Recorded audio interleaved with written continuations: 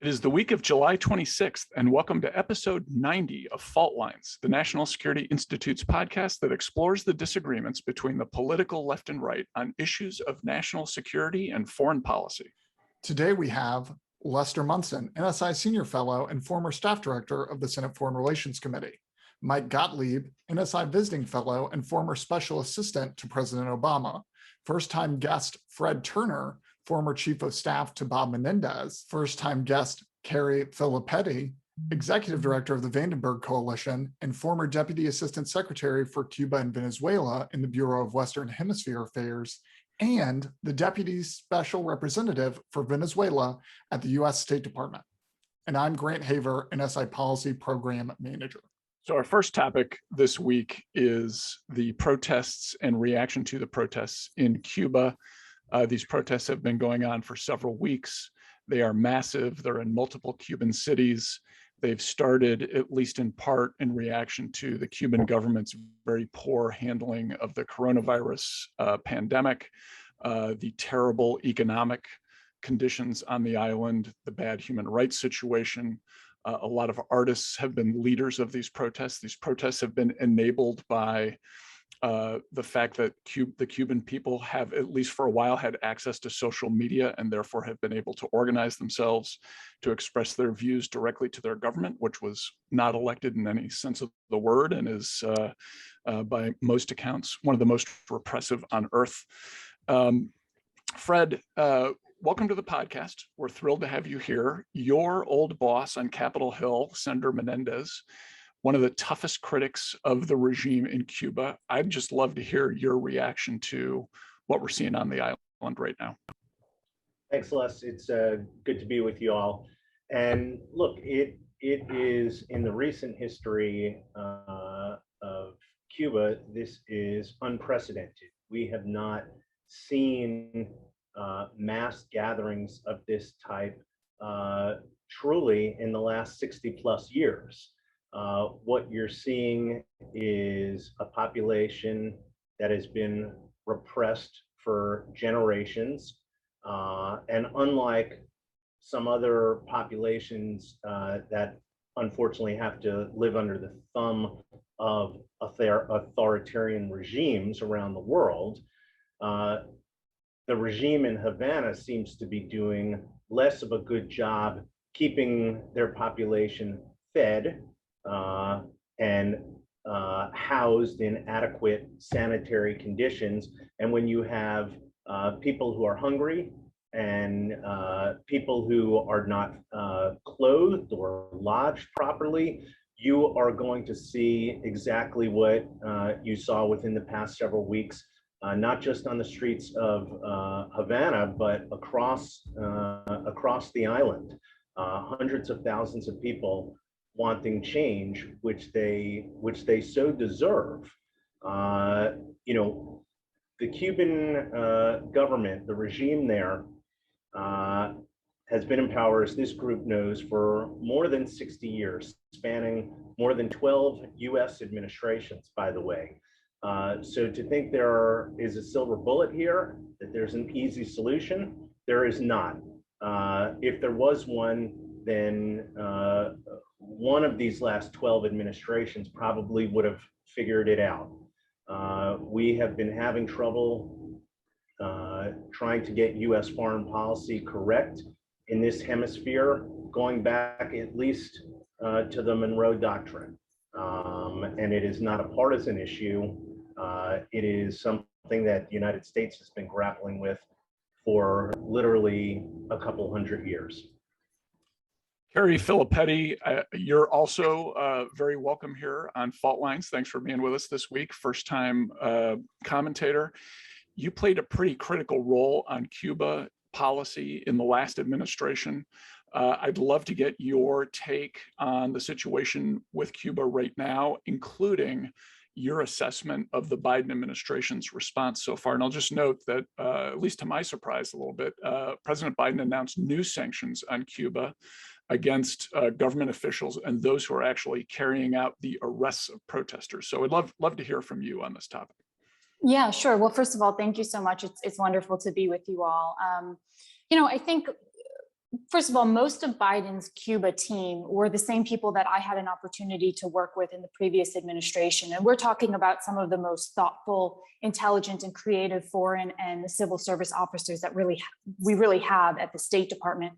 And so these were the men and women who, when the San Isidro movement really started to kick up in 2018, really noted that we need to be paying attention to what they're doing. This is very different from things that had happened in the past. And so starting from that point, I kind of had my spidey senses on that at some point, this may turn into something much more significant than what we've seen within the Cuba context over the past 60 years.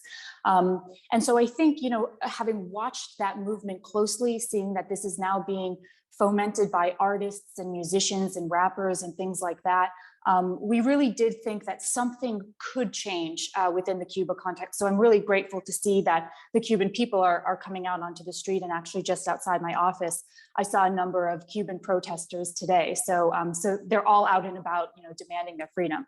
I do think it's worth noting that the sanctions announced under the global Magnitsky authorities just last week is not actually entirely new sanctions. So on January 15th, one of the last things that we did in the previous administration was we announced the first set of global Magnitsky sanctions within Cuba on the Minister of the Interior and the Ministry of the Interior as a whole. And so those authorities enabled us to then designate the sub-entities within the Ministry of the Interior. And so in some senses, this is a naming of entities that have already been sanctioned. But to be perfectly fair to both the Democrats and the Republicans, almost all Cuban officials are already designated under blanket sanctions that have been in place for decades. So a lot of this is just political maneuvering, but at the same time, it is still really critically important messaging. I think what's most useful for using the GLOMAG designation is that this may compel Europeans to start looking into human rights violations by the Cuban regime. And then if they do it, then I think that would be really significant momentum. And I'm sure that the current administration is looking at doing that. Lastly, just to your point about this being a surprise, I think the Cuba issue obviously has considerable domestic implications. And so when President Biden lost Florida, I think there was a bit of speculation about the fact that he may be constrained in going back to an Obama era doctrine when it came to either Cuba or Venezuela policy. And I think that's being proven true. Of course, it's especially helpful that we have a bipartisan consensus in some ways, Senator Menendez being one of the leading voices on this issue, along with Republican senators. And so I think that makes sure that we're going to have a strong and aggressive policy going forward that puts human rights at the forefront of our Cuba policy. Michael, I want to kind of turn to that bipartisanship question. I'm going to put you a little bit on the spot and ask you to talk about the Democratic Party and its position on Cuba. My Republican spidey sense detects a certain amount of dissonance among Democrats, whether to blame the regime in Havana, whether to blame the US sanctions regime in general for the situation on the island, or some combination thereof. Can you talk about the position of the party vis-a-vis what the Biden administration is doing? Is President Biden going a little too far for some Democrats here? Only if you promise me that the Green Lantern or some other Marvel superhero will show up to aid us in our discussion. So look, I don't actually think you need a Spidey sense or a Superman cape or any other superpower to notice that there is a difference in approach in the Democratic Party. I think that the dominant elements of the Democratic Party, given that Joe Biden is president, have made that division largely inconsequential in the sense that the Biden administration is essentially holding firm on the sanctions policy that has been in place for some time now. You all already discussed the new sanctions that came down last week. The administration made a pretty strong statement criticizing the repression of the authoritarian regime, and the president has called Cuba a failed state and said communism is a failed system. So it's a fairly consistent policy with what we saw out of the prior administration. On the other hand, you do have Representative Ocasio-Cortez coupling support for the protesters with a call to eliminate the sanctions regime, calling the sanctions regime cruelty. And that's sort of consistent with her general worldview and others who support her, that sanctions don't tend to produce regime change that we hope for, that it causes significant humanitarian harm. But that line is directly contrary with the line that we hear coming out of the administration, including from Secretary of State Blinken, who has said, has responded fairly forcefully to some of the comments coming out of the Cuban regime, saying that sanctions are the cause of the misery and suffering of the Cuban people. And then meanwhile, to further complicate it, you've got the Democrats in Florida, who of course, are watching this political trend in the state and worried that the state is going to kind of turn, if it's not red already, it's going to kind of continue to shift from purple to red, who are really trying to create space between themselves and AOC in taking a harder line on the Cuban regime. So yes, I do think there's a split in the party. I do think that it turns on fundamentally on a difference of opinion with respect to the efficacy of a sanctions regime that's been in place for some time now, and the sort of humanitarian consequences of that. I'm not sure that that split is going to be all that consequential at the end of the day for anything other than these political considerations, because as a policy matter, I don't think the president is likely to change the administration's policy based on those views. Harry, sorry, go ahead, Fred. If I could just say, bridging what Carrie and Michael just said, which I think they're consistent and complementary with one another, the sanctions would, US sanctions would be a more effective tool if we were joined by some of our European colleagues in imposing those same types of regimes. When the US led by authoring the very first Magnitsky Act, what made Magnitsky and subsequently global Magnitsky even more significant was that we saw our colleagues in Canada and in London and in Brussels and in many other countries basically take our law and duplicate it to their system. If the same type of duplication would happen now, the likelihood that our sanctions would have the intended effect on Havana would go up. Carrie, I want to turn a little bit to the question of social media and the internet. I think folks in the last few years have mostly gotten the impression that the internet and social media can actually be a tool used by authoritarian governments to control their population, to suppress dissent, to kind of control the opinions and the actions of their captive populations. But here in Cuba, we're seeing exactly the opposite. Social media has unleashed what I think most of us would say are the true feelings and views of the Cuban people. They're not interested in this ham-handed authoritarian government controlling their lives anymore. They seem to be yearning for freedom. Americans instinctively like that kind of thing, I think appropriately so. Can you talk about how our government entities, and whether it's at state or elsewhere, should be thinking more creatively about using social media to help folks in Cuba and elsewhere who are suffering under authoritarian regimes?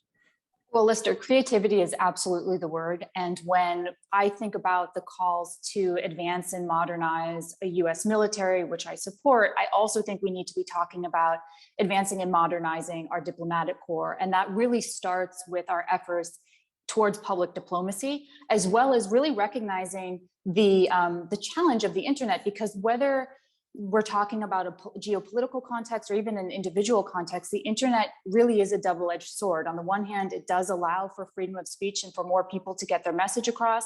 On the other hand, it is a valuable tool for authoritarian governments to surveil and eventually detain or kill those who are promoting dissident views.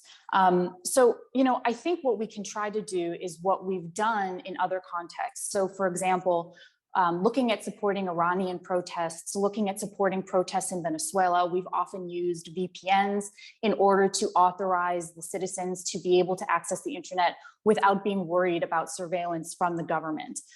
We can also connect this to the ability to get more money into the hands of the Cuban people, because when you talk about remittances and the sending of money to citizens inside Cuba from the United States, One of the things that the Trump administration cut off was the ability to go through FinCEMEX, which is a government-controlled entity, because it would take 10% of all of those remittances to funnel money into the regime.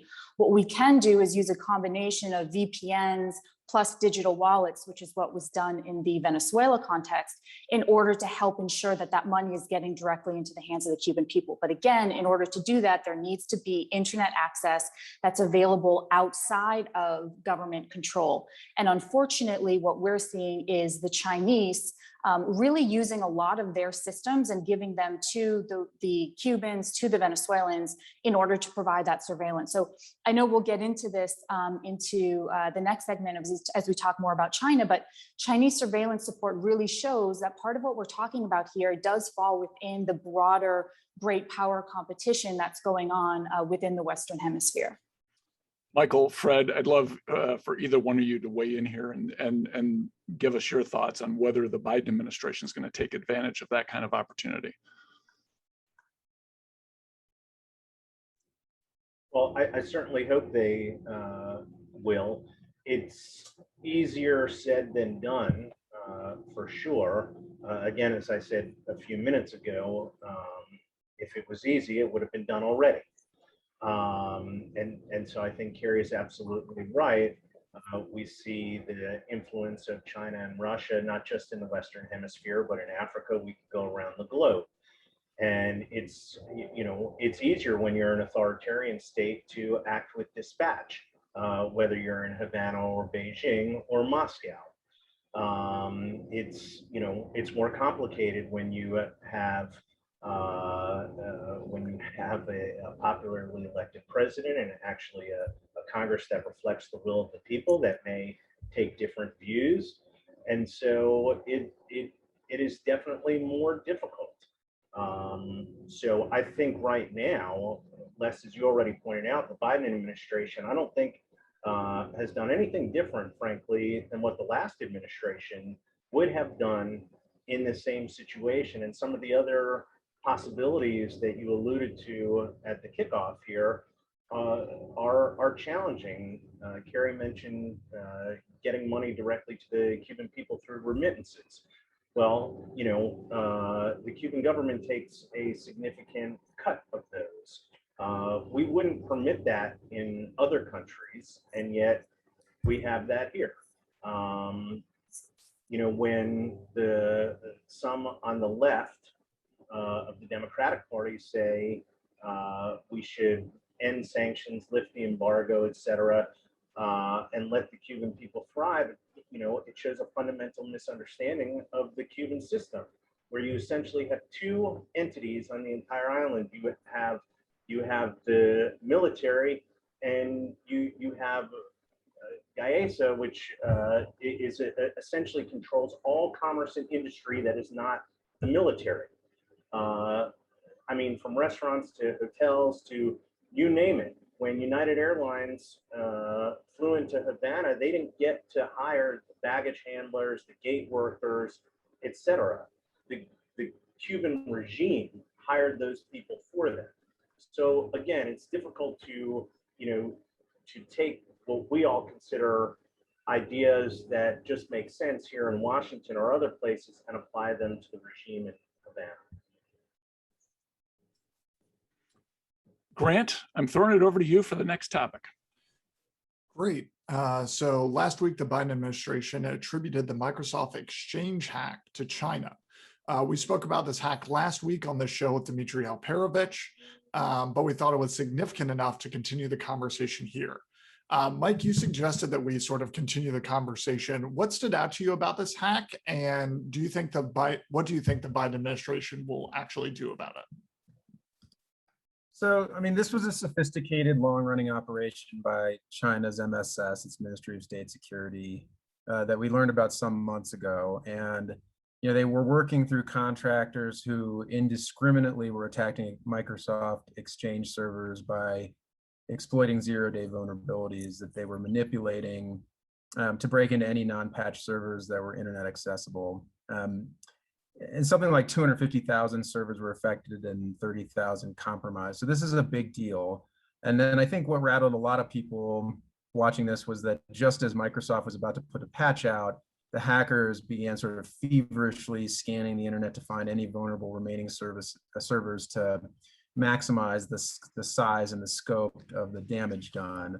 And there's been a ton of ransom data in the aftermath. So, a lot of discussion is happening now about whether this is better or worse than the SolarWinds hack. Les, I know you and Dimitri talked about that on last week's pod, and we don't need to revisit that discussion necessarily. But in SolarWinds, you're talking about a supply chain attack on 18,000 customers of systems that allowed the hackers to reach into government agencies and large enterprises throughout the United States.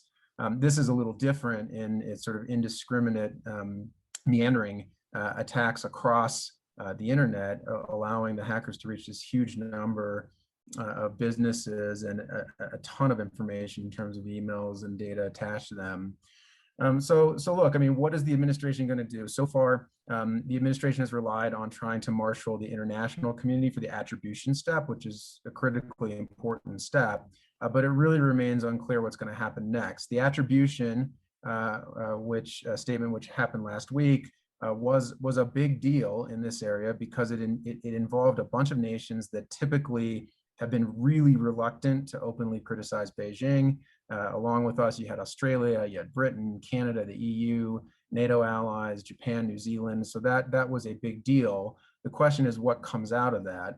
A couple of days ago, there was a Bloomberg article reporting on some background statements from administration officials about the Biden administration's plan with respect to sanctions. And that the administration appears to try, if these are accurate statements, appears to try to be distancing themselves from taking on any unilateral sanctions in the near term, essentially making the argument that, look, if we do sanctions unilaterally on some of these Chinese officials, it's not going to accomplish anything. They don't have property here.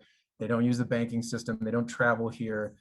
We can't really reach them. And the statement in this Bloomberg piece was essentially from these administration's officials that sanctions wouldn't be as effective as other approaches in deterring future cyber attacks. So the question remains, what are those efforts to deter cyber attacks going to be?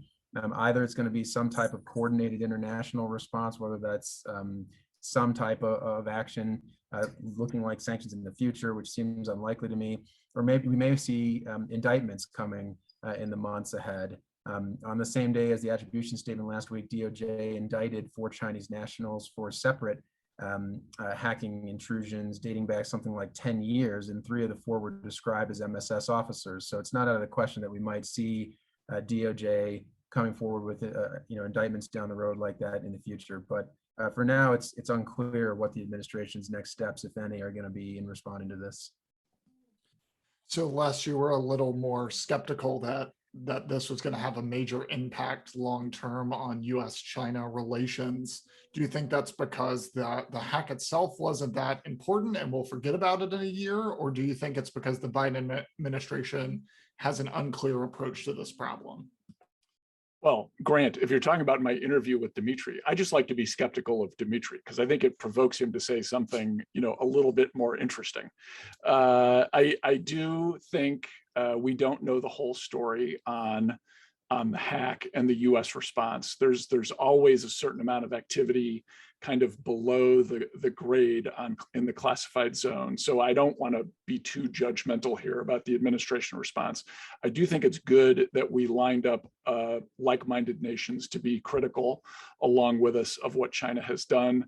If that's paving the way towards multilateral sanctions, I think that's a very good thing. I do think unilateral sanctions are substantially less effective than multilateral. I think we've learned that. We learned that in Cuba for the last 3 generations. We've learned that in other areas during the last administration. As much as I liked some of the instincts of the administration in certain sanctions policy of the Trump administration, they were not nearly as effective as they would have been had that administration made more of an effort to bring our allies along for the ride. I like that the Biden administration is doing that. I'm willing to give them a lot more road to go down before they actually have to implement those, because there's some work that needs to be done with the low-hanging fruit here. I do think it's also critical that the corporate community kind of stand up and realize that this market that they're all very interested in exploiting is very much a minefield for them, specifically for them. I didn't get hacked by China. American businesses got hacked by China. They need to be very kind of hard-eyed about their approach to the biggest country in the world and its authoritarian government. And I think our corporate citizens have an obligation to be more judicious in the way they handle their own security matters, and also to understand that a tougher line is necessary in a lot of instances in our dealings with China. So I think one of the things that should come out of this is a call on corporate America to be better citizens and to be more supportive of administrations, this administration's and future administrations' initiatives to limit the damage of the Chinese government. So Les, just so to sort of dig a little deeper there, one of the things that we kind of consistently talk about is the idea that China is such a big market and such a lure for businesses that it's hard to get them to stand up for, America, let alone their own profit motive sometimes. So what do you think will actually tip the scale on that if this hasn't? Because I doubt Microsoft is going to pull out of China just because of this one hack. Well, that's the question, Grant. I don't know. I can't quantify it. I think China does a pretty good job of calculating that they can go a certain distance with our corporate citizens and not too far. But I think folks need to stop thinking about their perhaps their P&E ratio or their return on investment for the next quarter and start thinking long-term here. If we really want to develop the Chinese market, as we should, the best way to do that is when there is a democratic representative government in that country where you can build a sustainable relationship with that market. You just can't do that right now. There is not the rule of law the way we understand it in China. Intellectual property rights are not respected. The courts are a joke. Our corporate citizens need to take a longer term view. How long is it before they get there? It may have to hit them in the pocketbook a little bit harder, but I hope it's coming soon. So Fred, I want to bring you in here.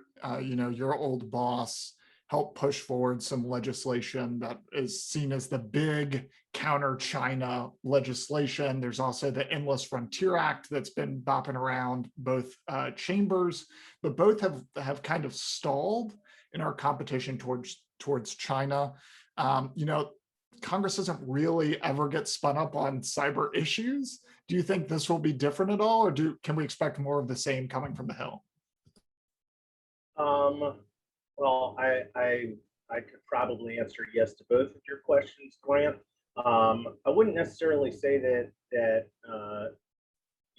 because once a staffer, always a staffer. I would defend the Menendez legislation, which passed the Senate on a pretty bipartisan basis and passed the Senate Foreign Relations Committee, I believe, with one dissenting vote, which is pretty unheard of in today's times. And that one dissenting vote was Senator Paul.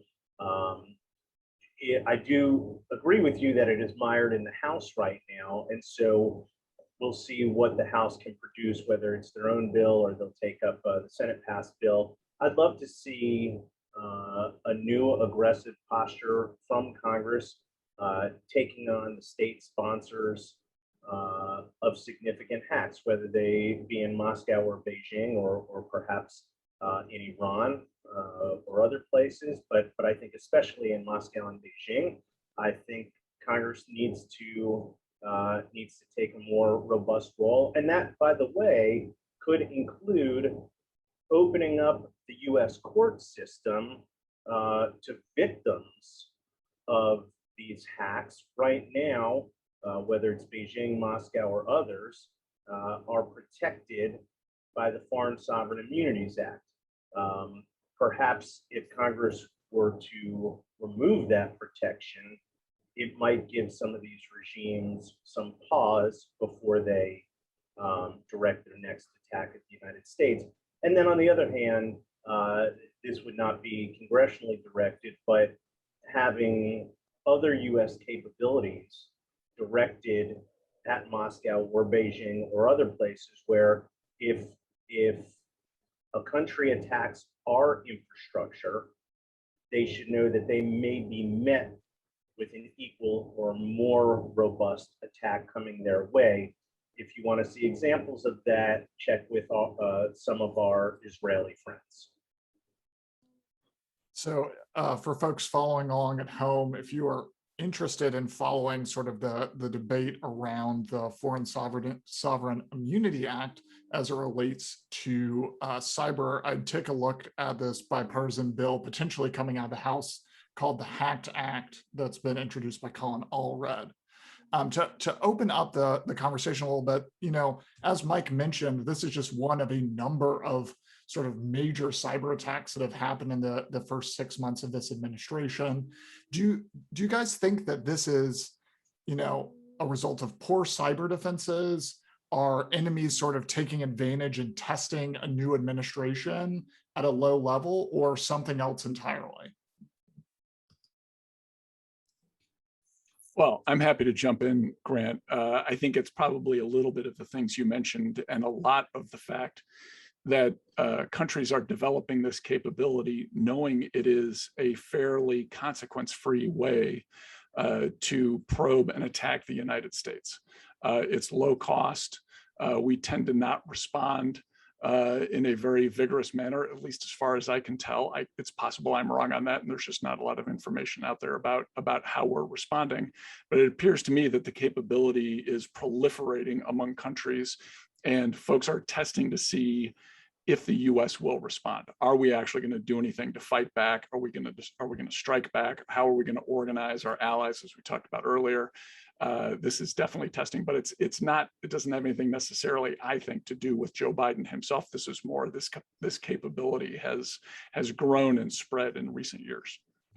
Yeah, I agree with Lester, and I would just say others are obviously more expert than I am here, but I want to mention something that Jamil Jaffer, who is a member of my organization, the Vandenberg Coalition's advisory board, as well as the founder of the National Security Institute, said on this, which is essentially, you know, his argument is that this is a combination of a lack of built-up defenses that we have within our institutions, as well as Lester mentioned, a lack of real deterrence and obvious mechanisms for accountability should we be attacked. So one of the policy proposals that I know he's put forward is really that we need to follow an approach that brings multiple organizations to work together across the public and private sector, since many small and medium-sized businesses don't really have the ability or capacity to bring on the security initiatives they need or the personnel that they need to really prevent these attacks going forward. And so as it stands, the majority of these hacks are really handled in isolation independently. And his suggestion is that we need to find a way to handle them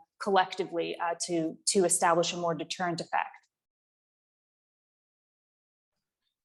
Yeah, I agree generally with what Les and Carrie have said. I don't think this is a sort of concerted effort to test the Biden administration. This has been a steady drumbeat of attacks from state actors and state affiliated actors in Russia and China and other nations over the past 5-10 years. It has been steadily increasing, and they take every opportunity they can find to steal information either from government entities or from corporations that have valuable intellectual property or other secrets that are valuable to the companies, or to just compile information in mass quantities to figure out uses for later. So I don't actually think this is a change, and I think that you are seeing in this administration, if the response to the China hack is any indication, you're seeing an emphasis on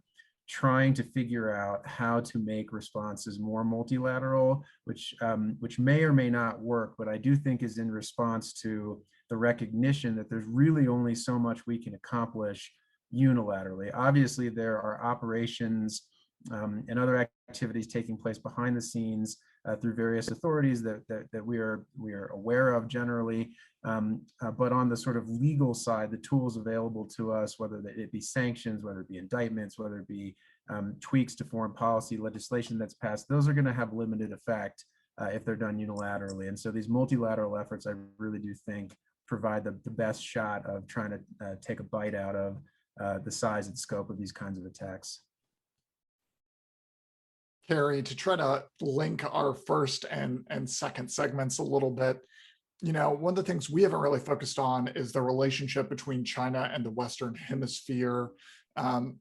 How concerned should we be about China's relationships with your old areas of focus, Venezuela and Cuba? Well, it really all goes back to what I said about great power competition. What we're seeing is that China, Russia, in some cases Iran, these are all countries that really are trying to use Cuba and Venezuela to gain a foothold into the Western Hemisphere. In some cases, it's, in the case of Russia, I think it's exclusively because they know it's kind of a way to be a thorn in the side of the United States and they just want to wreak havoc. But when it comes to China, they actually have motivations for being there, in particular using their Belt and Road Initiative to try to indebt as many countries as possible to them, and then call in those debts when they need geopolitical support, whether it's in the UN or elsewhere. So this has been a long-standing initiative by the Chinese government. And it's really an attempt to both weaken the individual countries and their sovereignty, as well as to weaken the United States. So this is why, to the extent that we can continue to have a bipartisan focus on China, it's one of these few issues that everybody agrees at this stage is something that needs concerted US attention. Then I think we can really help ensure that we're retaining our own sovereignty, that other countries are retaining their own sovereignty, and that we're supporting human rights in the region. Now, with respect to Cuba and Venezuela in particular, as I mentioned, the Chinese role there, it used to be a little bit of financial support. That's waning a bit now, but we are seeing that a large portion of the surveillance technologies that are being deployed by these regimes have been invented and given by the Chinese government. And so those technologies have been what have allowed these regimes to detain, plant evidence, sometimes even kill members of the opposition in both of those countries.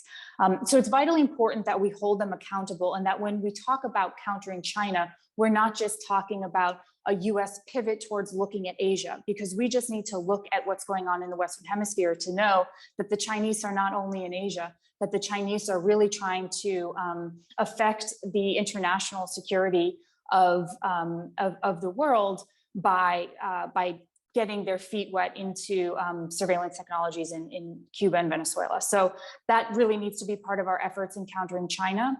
And then there's one other thing that I would just mention here. So there's obviously China's role with surveillance technologies in the hemisphere. There's obviously the aggressive cyber attacks that we spoke about, but there's a third component of China's aggression in the region, and this really has to do with bots on social media. We've seen this with Russia as well, but oftentimes they are trying to foment protests and anti-government actions that are not coming from the countries that they're pretending they're coming from. They're actually being put forward by the Chinese government. So that's also something that we need to be really carefully paying attention to. And I know the US government is constantly evaluating how many of these protest movements are actually coming from the citizens of that country, and how much of it is really being fomented by nefarious actors like Russia and China. So out of the many great points that Carrie just brought to us, I think one of them was that, the key here is paying attention and looking at China, not just in Asia, but across the globe.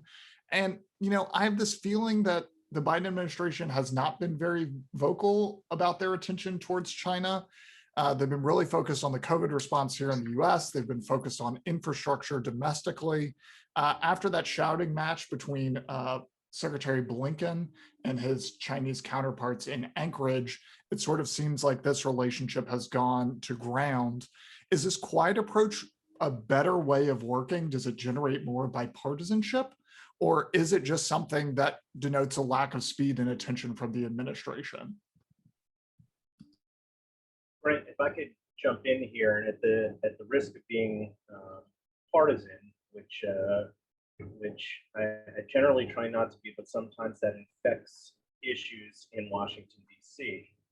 I think what you may be seeing as it pertains to China and perhaps Russia and perhaps Turkey and other countries around the world vis-a-vis U.S. foreign policies, you're seeing a recentered priority on human rights, democratic development, et cetera, and less on personality-based relationships or business-based relationships that some have suggested were prevalent in the last administration. So I think you're going to be seeing more of that, and that could cause friction with some of our important foreign policy relationships, whether those are Beijing, Ankara, or other places around the world. Yeah, I would add, I think it's always much more important that an administration is taking action, even if they're not necessarily vocal about it. It certainly does seem from the information that we've been provided, that the public has been provided, that the Biden administration to date has been a little bit more reactive than proactive on these issues. But that being said, going back to Lester's point, I'm someone who served in an administration as well. And so I'm sensitive to the fact that there often is a lot going on behind the scenes that we're not privy to. And so we actually saw this in the Venezuela context recently, where there were Iranian vessels that were coming to Venezuela. A lot of Republicans, including myself, criticized the administration for not really saying much about it. And then shortly thereafter, we saw that those vessels had actually pivoted away, thanks to some efforts, diplomatic efforts by the Biden administration. And so that was something that simply wasn't public. It didn't mean that things weren't happening. So I do think that the Biden administration is very much aware that this is a significant issue. It's one of the few issues that they have bipartisan support on, although the nature of how to confront the threat obviously is still to be determined. So I imagine that they're probably doing a lot that we're not seeing at the moment. And I think that's okay, again, as long as that's what's really happening behind the scenes. So, Grant, I think that someone from the State Department got your notes from the show and found out you were going to say that they've taken a quiet approach, because just as we sat down to record this pod, Wendy Sherman, Deputy Secretary of State Wendy Sherman, who is in China right now meeting with her foreign counterparts, gave an interview to the New York Times in which she described those meetings with her Chinese counterpart on a wide range of issues, including a pretty strong statement about the hack of the Microsoft email systems by the MSS, describing that as absolutely irresponsible, reckless, and having no place in our world. And then a series of sort of criticisms back and forth from Sherman to her Chinese counterparts over issues ranging from human rights, Taiwan, South China Seas, hacking, and more. I think that, so all joking aside about, they're spying on your notes for the show, I do think that one of the things that the Deputy Secretary says, I think, is emblematic of this administration's approach, which is that they're sort of willing to be open about the complexity of the relationship rather than sort of describing it in very stark great power competition terms. And the quote, which I think is very interesting from Deputy Secretary Sherman, is the relationship between the United States and the PRC is a complex one. Our policy is very complex as a result. We believe our relationship can tolerate that nuance. That's not exactly the kind of messaging that sells copy or that fits on a banner on a cable news show, but I think it does reflect the administration's efforts to try to balance a set of extremely difficult issues spanning the full range of national security, economic, diplomatic issues that we do have with one of our great rivals, and the challenges that this administration is facing in gaining ground. But I do think the Chinese are at least on a policy level, rhetoric aside, the Chinese are pretty disappointed in what I think that they were expecting out of the Biden administration. I mean, there are many demands that they have made repeatedly to rescind some of the actions from the prior administration's visa restrictions, sanctions, and the like that they haven't seen thus far out of the Biden administration. And so I'm not sure that that the rhetoric change that you have seen from the Trump administration to the Biden administration has borne itself out yet in major policy shifts. Yeah, Grant, I'll just kind of piggyback on what Michael said and say China's own actions and words are going to do so much more to encourage our friends and allies to go along with us than any kind of bellicose statement from our own government. And I think kind of working quietly behind the scenes, speaking softly and carrying a big stick, letting China dig its own hole that it's going to trip into is probably the more sustainable long-term approach here. So I'm cautiously optimistic about the direction this administration's taking. I'll just echo both the sentiments of Les, Mike, and I think pretty much everyone on the podcast. I think, when the Biden administration has actually had these big meetings, including this Wendy Sherman meeting, which I'm excited to read about, they've come out and said pretty strong things about where this relationship needs to go. There was a recent article published by Matt Iglesias about secret Congress, where when the president says something, it often polarizes the issue. But I think on China, avoiding having a lot of bellicose rhetoric has actually depolarized it and allowed good legislation like the Menendez-backed legislation actually get through in a much faster and better manner than it maybe did in the previous administration. So with that, let's move to our final topic, which is the issue you're following in the news. Mike, what are you following this week? So I'm following what is happening in Tunisia, where yesterday President Kais Saied announced that he was going to fire the prime minister and suspend parliament following a series of massive anti-government protests around the nation. These protests are not unlike some of the ones that we talked about earlier in the show in Cuba and elsewhere in the world, following rising unemployment, corruption, inadequate government response to coronavirus. But Tunisia is the only democracy that emerged out of the Arab Spring protests 10 years ago, and the president who took office in 2019 has been in a power struggle with the prime minister and parliament for some time now over the powers that are allocated to different executive branch officials and the parliament under Tunisia's constitution, which was adopted in 2014. The president has been saying he's intending to expand his authority by doing things like blocking the formation of a constitutional court and the swearing in of ministers, and even stripped control over Tunisia's coronavirus response from the health ministry and handed it over to the military in that country. So this is a particularly tragic development when we look back at the sort of hope and promise that came out of the Arab Spring, which have failed to deliver on a meaningful or lasting reform or change to countries around the region. And let us hope that this latest anti-democratic push fails and that the protesters in Tunisia find a more receptive audience to their concerns than these kinds of changes from the president that we've seen in the last few days.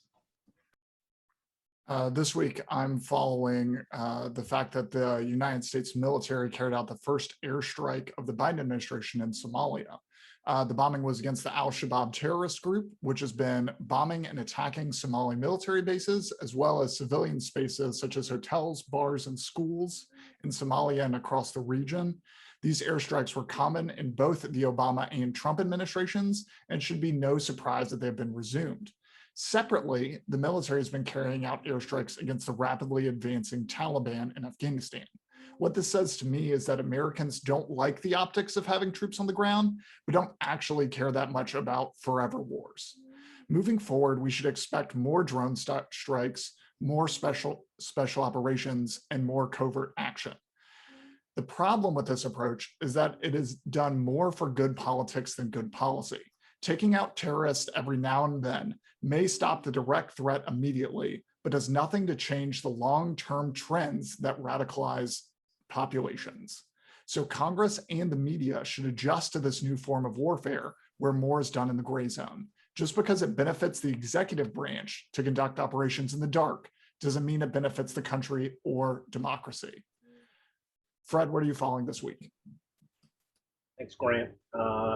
I'm following the fact that the Senate, at least as it's scheduled right now, is set to be done for the summer at the end of next week, while leaving key national security positions without Senate confirmed representatives. That's at the State Department, That said, just about every capital that we have mentioned during this podcast, we don't have a Senate confirmed ambassador to Beijing, to London, to Paris, to Rome, to Ankara. We could go down the list. There are still significant bureaus at the State Department that are being led without a Senate confirmed assistant secretary. Ditto at the Department of Justice, ditto at the Department of Homeland Security, ditto at the Department of Defense. So I'm tracking just how many of these nominees will get through the Senate over the next couple of weeks before the Senate goes on a recess until after Labor Day. The Senate session may go deeper into August than is currently scheduled. And if they do, and I hope they do, it will be because they're trying to get some of these critical nominees into their jobs when they've been vacant now for close to 8 months. Carrie, what are you following this week? Sure. Well, first, just to Fred's point, also the WHA Assistant Secretary has not been confirmed in light of all of the changes that we're seeing in the region, whether it's migration, Cuba, Venezuela. So I fully support what Fred has said. I am, I guess, not as well-rounded as the rest of the group. The area that I'm tracking still is within the Western Hemisphere, actually still within Cuba, but it's a very specific section here.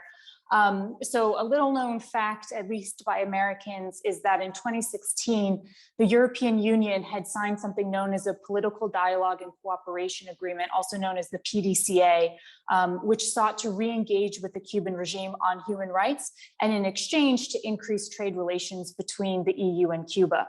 Now, every country, with the exception of Lithuania, had ratified this agreement, and it had been in provisional application since 2017. For a few years, the Spanish and others were trying to convince the Lithuanians to ratify this agreement so that it could be fully applied and so that they knew that there wasn't a threat of this being pulled back. But a few weeks ago, the Lithuanian parliament, which is known as Seimas, actually voted on a resolution in which they said that ratification of the PDCA at this time would be, quote, politically inappropriate.